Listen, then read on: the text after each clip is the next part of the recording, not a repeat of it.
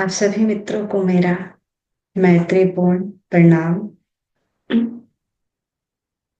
आज का जो विषय है बहुत ही महत्वपूर्ण विषय है और सभी साधकों के लिए सुनने योग्य विषय है ये। जो भी साधक सत्य के मार्ग पर है और अपना पूरा जीवन सत्य के लिए समर्पित किए हैं, उन सभी साधकों के लिए ये बहुत ही महत्वपूर्ण विषय है।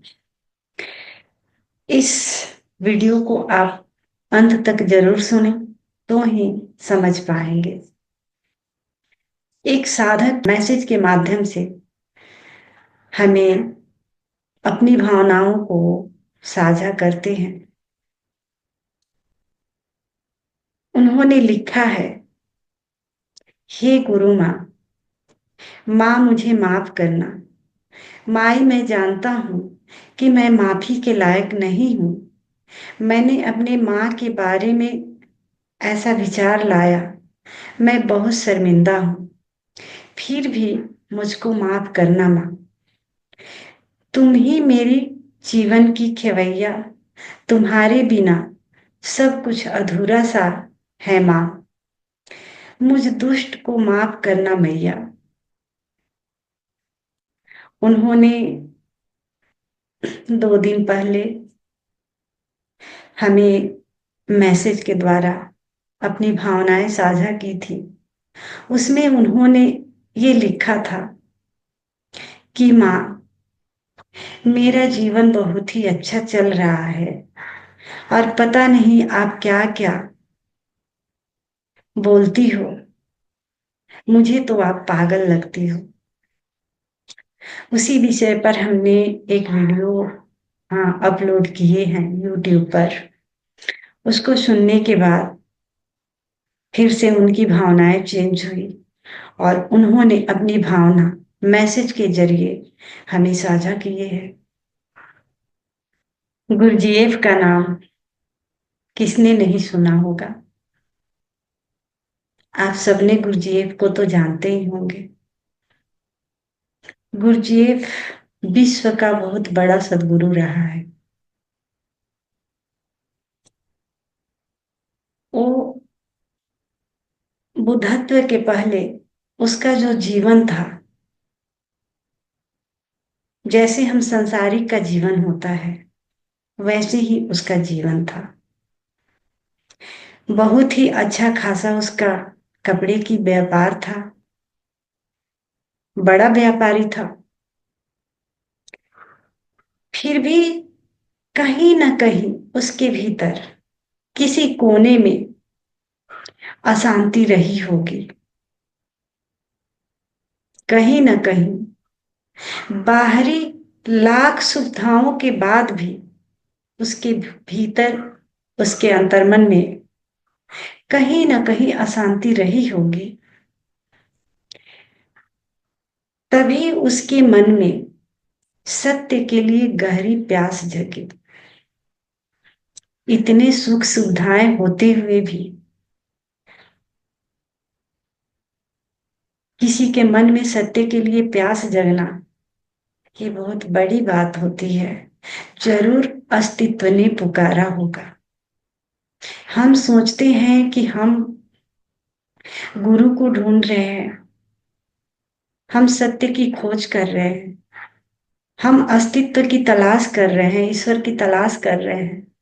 ऐसा नहीं है। हमसे पहले अस्तित्व हमें पुकारता है तो ही हमारे भीतर से ये आवाज आती है कि हम अपने जीवन से संतुष्ट नहीं हैं। ये आलीशान महल, बंगला, गाड़ी घोड़ा, सुंदर वाइफ, बच्चे, जितने सारे रिलेटिव है, कोऑपरेटिव है, इन सब के बावजूद भी आखिर मैं किसी कोने में असंतुष्ट क्यों हूं, खुश क्यों नहीं। अगर किसी की मृत्यु हो जाती है तो मेरे मन में विचार ऐसा क्यों आते हैं कि क्या मैं भी मर जाऊंगा? हमारे मन में ऐसा विचार क्यों आते हैं? ये सारे सिचुएशन से गुरजेफ गुजर रहा था। सब कुछ होते हुए भी इन्हीं सवालों से वो घिरे था कि क्या मैं भीतर से खुश हूं? इतना सुंदर, इतना खूबसूरत महल देखता हूं जो मेरा घर है। बड़ा व्यापारी हूं, कपड़े की दुकान है, सब कुछ है, बीवी बच्चे सब कुछ है।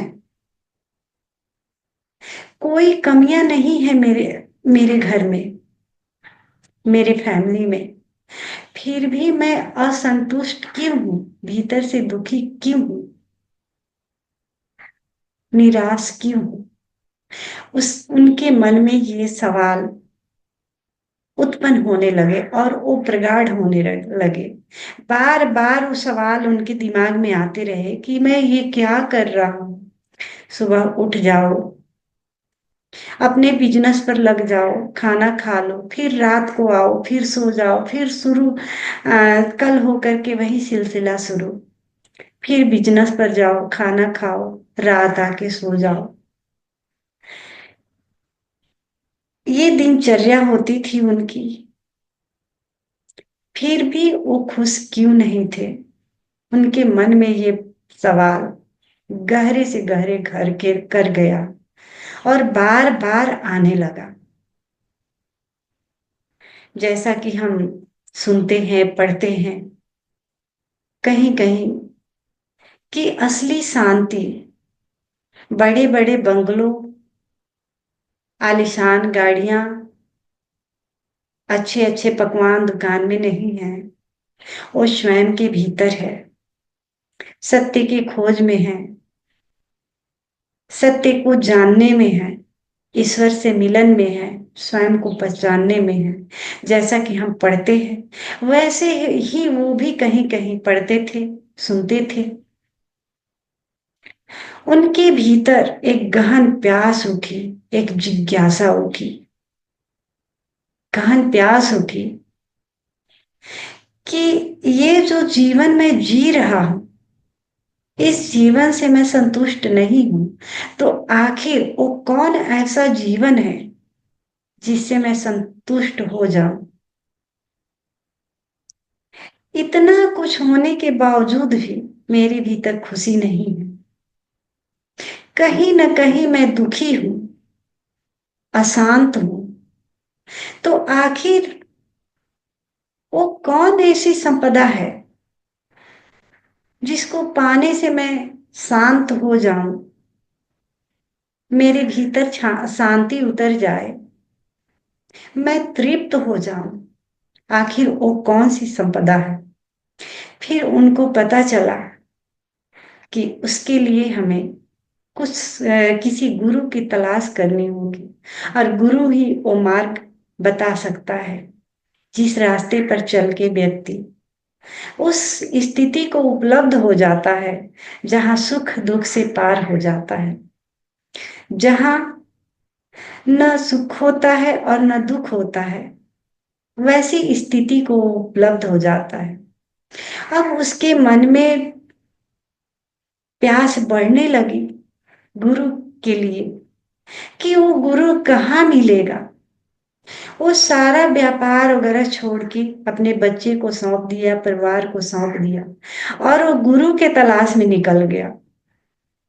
उस गुरु की तलाश में जो उसको शांत कर सके, उनके उसके मन के विचारों को, भावनाओं को, जो उसको चाहिए, वो रास्ता बता सके, वो मार्ग बता सके, उसकी तलाश में वो निकल जाता है। तलाश करता है, बहुत फकीरों के पास जाता है, उसको संतुष्टि नहीं मिली, यहाँ जाता है वहां जाता है, भटकते रहता है, लोगों से पूछते रहता है कि मुझे गुरु की तलाश है, कोई ऐसा गुरु बता दो जिससे मैं तृप्त हो जाऊं, जिसके मार्गदर्शन में मैं उस चीज को उपलब्ध हो जाऊं जहां जो मेरे भीतर हमेशा अशांति का कारण बना हुआ है, उस अशांति से मैं मुक्त हो जाऊं।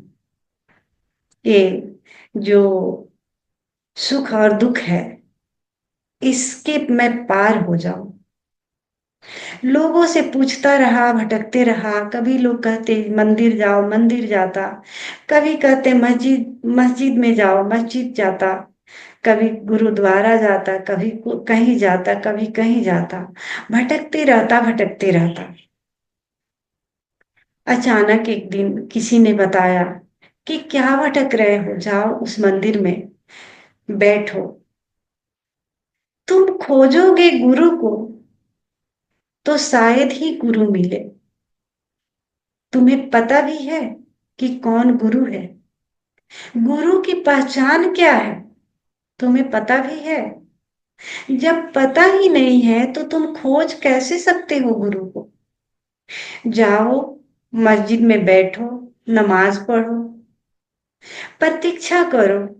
हो सकता है कोई गुरु आए, उसकी निगाहें तुम पर पड़ जाए और वही तुमको पहचान ले। ये बात उसको जची और जा करके एक मस्जिद में महीनों तक वो बैठा रहता। न खाने की सुध थी, न सोने की सुध थी। उतना बड़ा व्यापार छोड़ करके आया था और भूखो तड़प रहा था, मर रहा था, सिर्फ एक गुरु के तलाश में।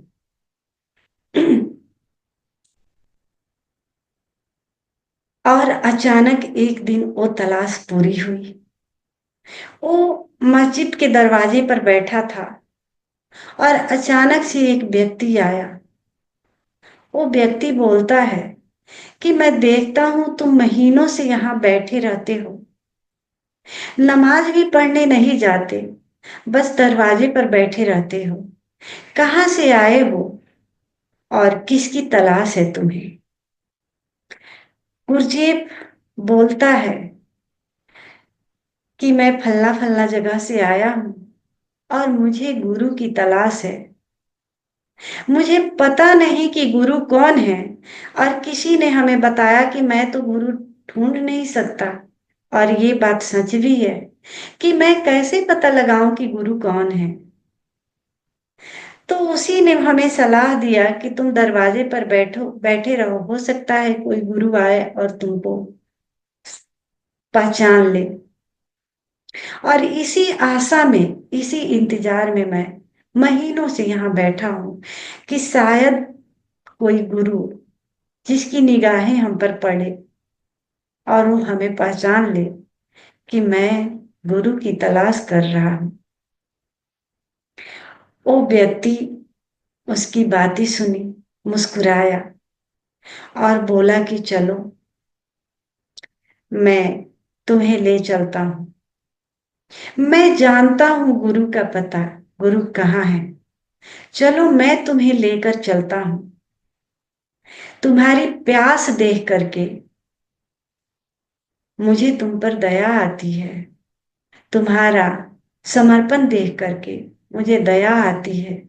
और मैं जानता हूं गुरु को। चलो, मैं तुम्हें पहुंचा देता हूं गुरु के स्थान पर। वो बोलता है व्यक्ति कि आज रात चौराहे पर तुम मुझे मिलना। 12 बजे रात के बाद तुम मुझे मिलना और मैं तुम्हें उस गुरु के पास लेकर चलूंगा। गुरुजी बहुत खुश हो जाता है क्योंकि वो गुरु के तलाश में अपना सुध बुध खो चुका था। खाना खाना है, नहीं खाना है, ये भी भूल चुका था। और जैसे ही उसे लगा कि मुझे कोई मिला जो गुरु का रास्ता बता सकता है, वो गुरु से मिला सकता है, तो उसकी खुशी का ठिकाना नहीं रहा। वो जहां रहता था गया, पूरी तैयारियां की और इंतजार कर रहा था, बार बार घड़ी देख रहा था कि कब 12 बजे और मैं गुरु जी से मिलने जाऊं। कब 12 बजे कि मैं वो व्यक्ति से मिलने जाऊं जो कि मुझे उस गुरु के पास ले जाए। रात को 12 बजता है और वो उस चौराहे पर जाता है। वो व्यक्ति वहां मौजूद रहता है पहले से ही। जाता है गुरजेब, और वो व्यक्ति गुरजेब को लेकर के जाता है गुरु से मिलाने के लिए। तंग गलियों से होते हुए वो गुरजेब को लेकर के जाता है। संकरी गली है, पतली सी, और गलियों से गुजरते हुए आड़ा तिरछा रास्ता है, पतला गली है, और बहुत चलने के बाद, लगभग 10 मिनट, 15 मिनट, 20 मिनट चलने के बाद वो किसी दरवाजे पर जाकर के रुकता है और उसे बोलता है, आगे वो होता है और बोलता है कि मेरे पीछे आओ। उस गुरजेब को लेकर के जाता है, एक सीढ़ियों से चढ़ता है और एक कमरे में लेकर के जाता है जहां टिमटिमाता हुआ कैंडल जलता होता है। उस रूम में वो प्रवेश करता है और देखता है गुरजेब कि एक व्यक्ति बैठा हुआ है और 4-5 शिष्य घेरे हुए बैठे हुए हैं। चेहरा सही से पहचान नहीं पाता। थोड़ा और करीब जाता है तो देखता है कि ये व्यक्ति तो जाना पहचाना लग रहा है। अपने दिमाग पर प्रेशर देता है। फिर उसे याद आती है कि ये व्यक्ति तो चाय वाला है, जहां मैं रोज जाता हूँ चाय पीने के लिए। और ये व्यक्ति चाय पिलाता है, लोगों को चाय बनाता है और चाय पिलाता है। जिसकी चाय की दुकान है, नॉर्मल सा ठेला है, और ठेले पर चाय बनाता है और लोगों को पिलाता है। ये तो चाय वाला है। जैसे ही इसके मन में आया कि ये तो व्यक्ति चाय वाला है, ये वही व्यक्ति है जहां रोज मैं चाय पीता हूँ,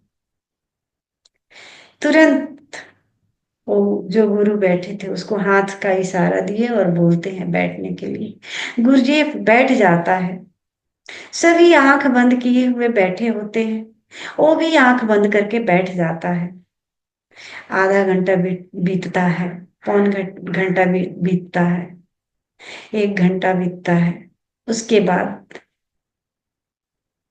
वो जो गुरु थे सबको वहां से जाने के लिए बोलते हैं और उसको रोक लेते हैं। बोलते हैं, ये कुछ बोलने ही वाला होता है। तब तक वो बोलते हैं कि तूने सही पहचाना, मैं वही चाय वाला हूं जहां तुम रोज चाय पीने आते हो। तूने सही पहचाना। तुमको गुरु की तलाश है और मैं वो गुरु हूं। तुम प्यासे हो और समर्पित हो। तुमने मुझे नहीं ढूंढा। मैं चाय बेचता हूं और शिष्यों की तलाश होती है मुझे। मैंने तुम्हें ढूंढा। तुमने मुझे नहीं ढूंढा, मैंने तुम्हें ढूंढा। अगर तुम चाहते हो सत्य के मार्ग पर चलना, और जिसके लिए तुम यहां आए हो, जिस सत्य को जानने के लिए, तो मेरी भी एक शर्त है। अगर मेरे शर्त को तुम स्वीकार करते हो तो मैं वो सत्य तुम्हें बताने को तैयार हूं। गुरजेब हाँ में सिर हिलाता है, स्वयं को एक बच्चे की तरह समर्पित करता है और बोलता है, गुरुजी, मैं शर्त मानने को तैयार हूं, आप मुझे मार्गदर्शन दें। वो चाय वाला, वो जो गुरु बैठे हैं, वो बोलते हैं कि यहाँ अभी मैं तुम्हारा गुरु हूं, लेकिन जहां मैं चाय बेचता हूं मैं सिर्फ एक नॉर्मल चाय वाला हूं। तुम कल से वहां पर काम पर आ जाओ। जो भी चाय के कप होते हैं, प्लेट होते हैं, बस तुम्हें धोना है, तुम्हें बर्तन मांजने हैं। बर्तन की सफाई करने हैं, बर्तन मांजने का काम करना है। यही, अगर तुम सच में सत्य को जानना चाहते हो तो तुम्हें ये काम करने होंगे, नहीं तो तुम जा सकते हो। अगर सच में तुम सत्य को जानना चाहते हो तो तुम्हें बर्तन मांजने का काम करना होगा, और नहीं तो तुम जा सकते हो। लेकिन एक और शर्त है कि इस दौरान तुम्हें कभी नहीं पूछना है कि सत्य क्या है, ध्यान का रास्ता क्या है, या मुझे सत्य बताओ। कभी नहीं पूछना होगा। मैं जब देखूंगा कि तुम तैयार हो गए, मैं स्वयं ही बता दूंगा। क्या ये शर्त तुम लगाने को तैयार हो? गुरजीएफ बहुत हिम्मत वाला था, क्योंकि अपना पूरा बिजनेस व्यापार छोड़ करके आया था। बहुत हिम्मत वाला व्यक्ति था। बोला, मैं तैयार हूं, मैं इस शर्त को मानने को तैयार हूं, आप जैसा बोलेंगे। मैं कभी इस बारे में चर्चा नहीं करूंगा जब तक कि आप स्वयं से हमें नहीं बता देते। और कहते हैं, उस व्यक्ति ने कहा कि कल से तुम काम पर आ जाना, लेकिन तुम अपने रहने का ठिकाना स्वयं ही खोजना। मेरे पास रहने का कोई ठिकाना नहीं है तुम्हारे लिए। तुम जहां रहते हो वहां ही रहोगे। बस तुम मेरे पास आओगे, बर्तन धोने के लिए आओगे। खाना और रहने का ठिकाना तुम्हें स्वयं ही करना होगा। गुरजीएफ उनकी बातों को मान लेता है और ठीक टाइम पर कल से वो जाने लगता है। वो व्यक्ति चाय बनाते रहता है और गुरजीएफ बिना कुछ बोले बर्तन मांजते रहता है।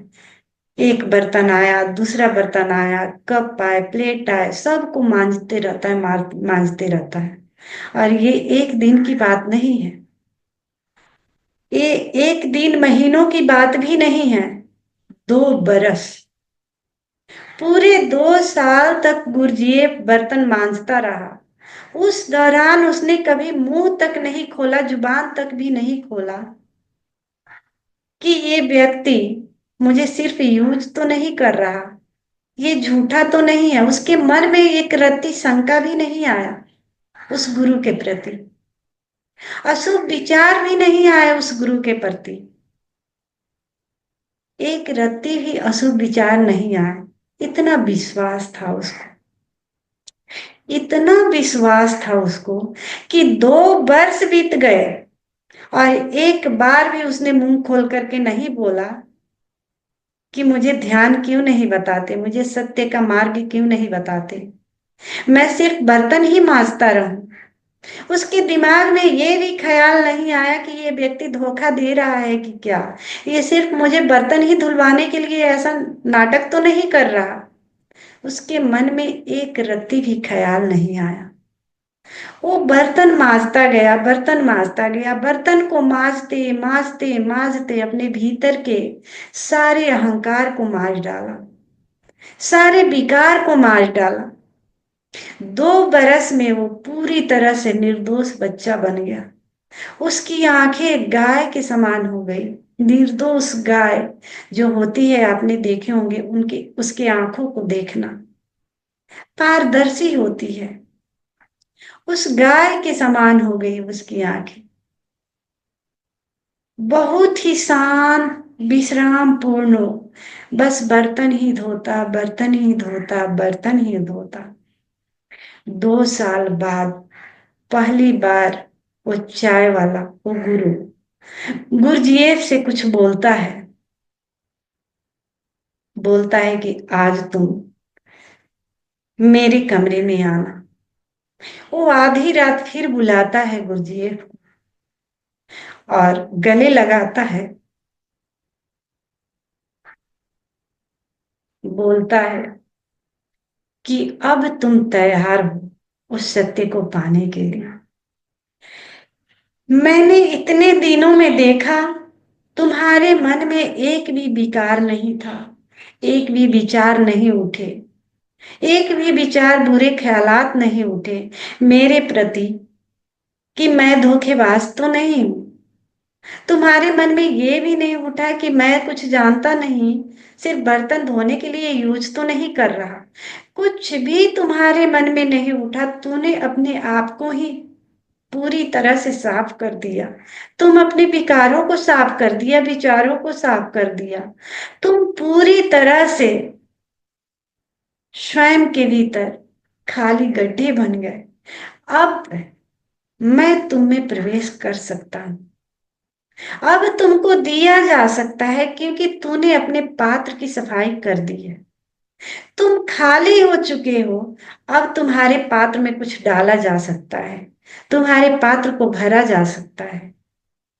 और उस व्यक्ति ने उन्हें ध्यान की विधियां बताई, जिस पर गुरजेब चला और विश्व का बहुत बड़ा गुरु बना। आप गुरजेब के बारे में पढ़ सकते हैं, विश्व का बहुत बड़ा गुरु बना। तो ऐसे होती है समर्पण। एक शिष्य को अपने गुरु के प्रति पूर्ण रूप से समर्पित करना होता है, वहां कोई सवाल नहीं होती। अगर एक शिष्य गुरु के प्रति थोड़ा भी गुरु के लिए अगर मन में रखता है कि पता नहीं ये गुरु है कि नहीं, ये मुझे यूज तो नहीं कर रहा, इसका मतलब है कि समर्पण नहीं है। और वहीं से उसने एक दीवार पैदा कर दी। अब गुरु उसमें प्रवेश ही नहीं कर सकता। उसने वोट लगा दिए। गुरु तो हमेशा एक खुला किताब है, लेकिन शिष्य के तरफ से ही बाधा आता है। शिष्य ही आंख बंद कर लेता है, ओट लगा देता है, दीवार उठा देता है। शिष्य के तरफ से ही बाधा होता है। थोड़ा सा कुछ हुआ नहीं कि तुरंत उसके मन में गुरु के लिए निगेटिव ख्याल आने लगते हैं। थोड़ा सा भी कुछ हुआ नहीं कि गुरु के लिए निगेटिव ख्याल आने लगते हैं। क्या आप सोच सकते हैं गुरुजीएफ के लिए कि 2 साल बहुत, 2 साल बहुत लंबा समय होता है। यहाँ एक दिन 2 दिन की बात ही नहीं है, 2 साल की बात है। आप 2 क्षण भी अपने गुरु के प्रति सकारात्मक विचार को नहीं ला पाते, तुरंत के तुरंत नकारात्मक विचार आपके मन में आने लगते हैं, तो इतना विराट सत्य को पाने चले हैं, कैसे मिलेगा? उसके लिए पूरी तरह से तैयार होने पड़ेंगे। अभी तो गुरु परीक्षा भी नहीं ले रहा। गुरु जब परीक्षा लेगा तब क्या हालत होगी। यहाँ गुरु परीक्षा भी नहीं ले रहा और गुरु पर सवाल खड़े होते जा रहे हैं। फिर आप उस सत्य से वंचित रह जाएंगे जन्मों जन्मों के लिए।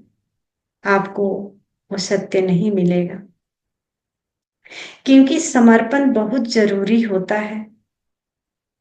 और समर्पण के माध्यम से ही हम हमारे भीतर एक गहन शांति, विश्राम घटित होता है। और उसी विश्राम के अवस्था में ध्यान भी घटित होता है। आखिर ध्यान है क्या?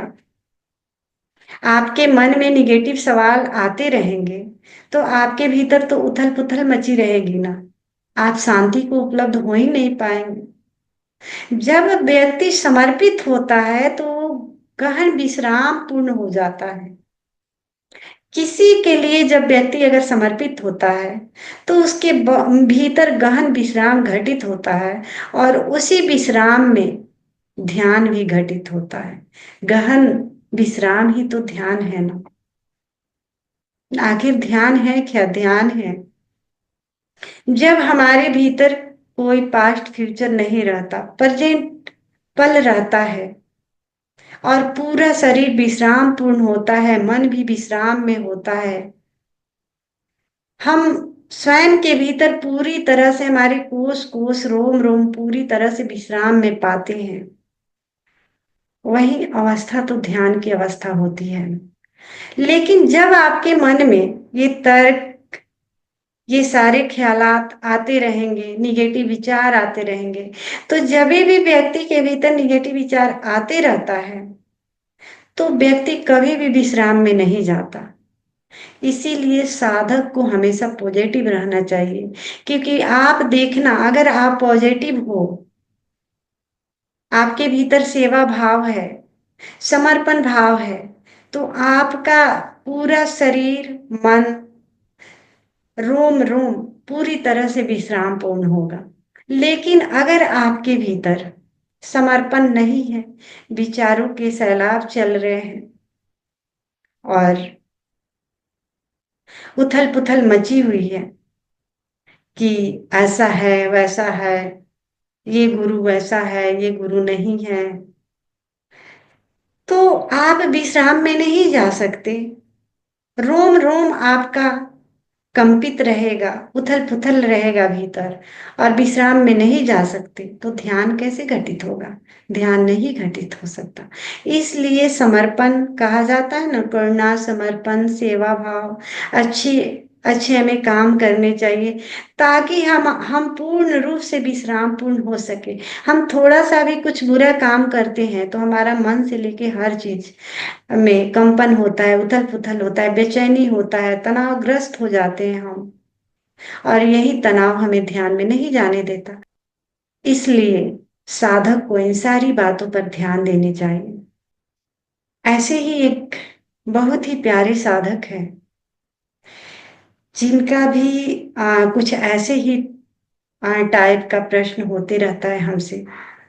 वो भी, उनका भी मन बहुत चंचल है, घड़ी के पेंडुलम के समान है, कभी इधर कभी उधर।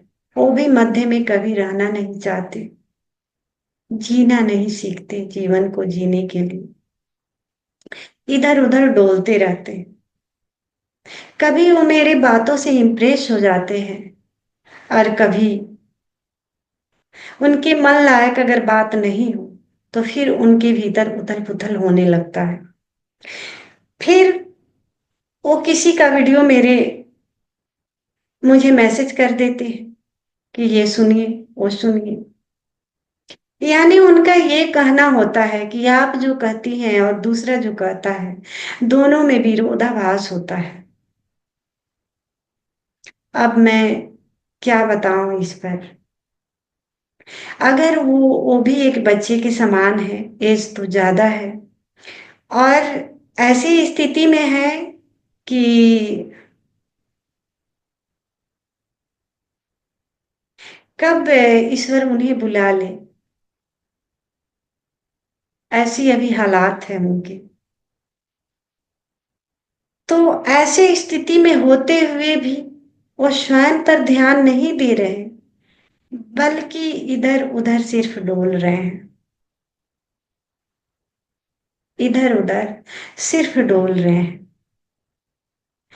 हमेशा उनकी बातों से यही लगता है कि कभी वो मेरी बातों को सहमति देते हैं और अच्छी नहीं लगती, तो फिर दूसरे की बातों को ला करके मुझे मैसेज करते रहते हैं, ऐसा नहीं वैसा है।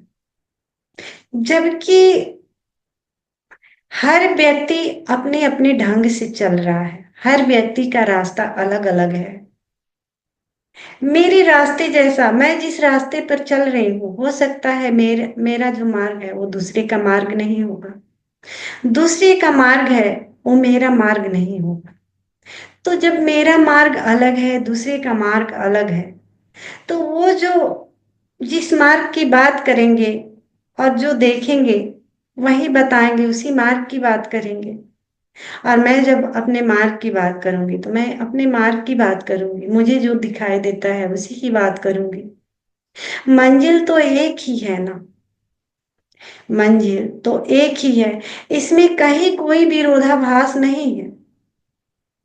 कहीं कोई, वो जो बोल रहे हैं, दूसरा जो बोल रहा है वो भी सत्य है, मैं भी बोल रही हूँ वो भी सत्य है, इसमें कहीं कोई विरोधाभास नहीं है।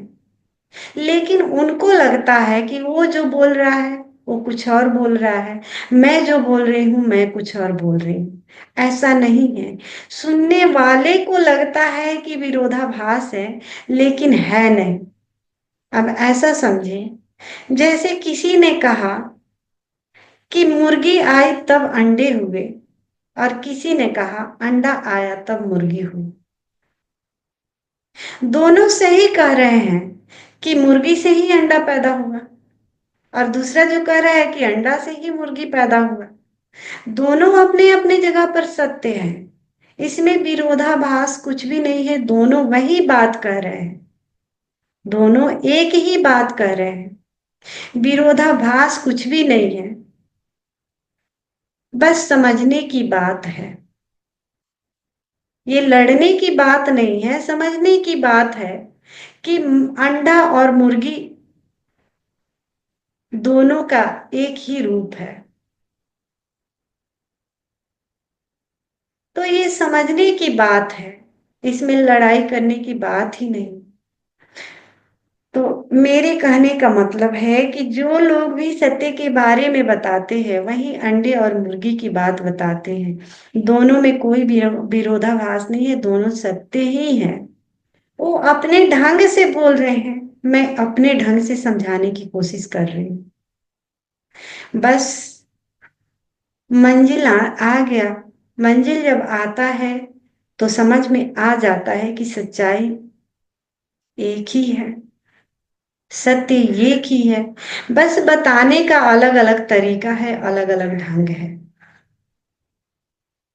अब जो नहीं समझ पाएंगे उनके लिए लगता है कि बहुत सारे रास्ते हैं, बहुत सारे मंजिल है। ऐसा कुछ नहीं है। मंजिल एक है, सत्य एक है, शून्य एक है, अस्तित्व एक है।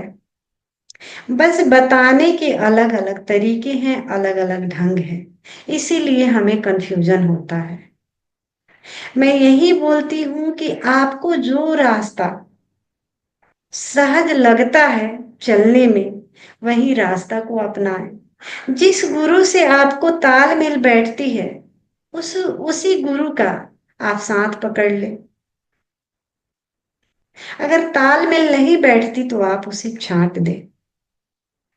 जिस गुरु से आपकी तालमेल बैठ जाए, आपको लगता है कि मैं इस गुरु की बानी सुन करके हम वहां तक पहुंच जाते हैं, हमारी छलांग लग जाती है, तो आपके लिए वो गुरु शुभ है।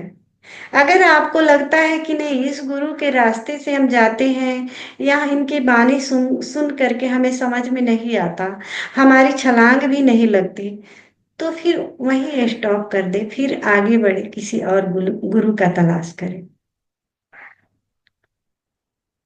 तो विरोधाभास कुछ भी नहीं है।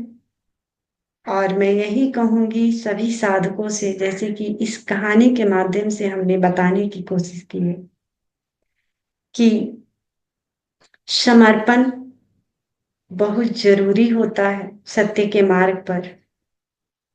हम अपने दिमाग का यूज करें, लेकिन वही जहां करना है। हर जगह आप दिमाग का यूज करेंगे, फिर आप सत्य से वंचित रह जाएंगे। सांसारिक मैटर में आप दिमाग का यूज करें, आध्यात्मिक मैटर में दिमाग नहीं। जो भी हमने बाहर से ज्ञान लिए हुए हैं, उन सारे ज्ञान के कचरे को हमें हटाना होता है, उतार के रख देना होता है। हम जो बाहर का ज्ञान लेते हैं, बाहर का ज्ञान हम सुनते हैं कि सत्य के मार्ग पर चलना चाहिए, तो हम सत्य के मार्ग पर चलना शुरू कर देते हैं। लेकिन फिर अगर उसी को ढोते रहे, फिर असली ज्ञान से आप वंचित रह जाएंगे। तो बाहर से जहां से भी आपका ज्ञान मिल रहा है, गुरुओं से, किसी किताब से, तो कहीं से भी अगर आपने ज्ञान को इकट्ठा कर लिया है अपने अपने दिमाग में, तो ध्यान के समय उस ज्ञान को उतार के रख दीजिए। क्योंकि ज्ञान का नाव बनाइए, नाव चलिए, नाव पर चढ़िए, चलिए, लेकिन जब किनारा आता है तो नाव को नाव को छोड़ दीजिए। तभी आप किनारे पर उतर पाएंगे। ऐसा थोड़े ना होता है कि जब कोई नाव में सवार होता है और किनारा आता है तो वो नाव को अपने सर पर ले लेता है। ऐसा नहीं होता ना, आप भी नहीं करते।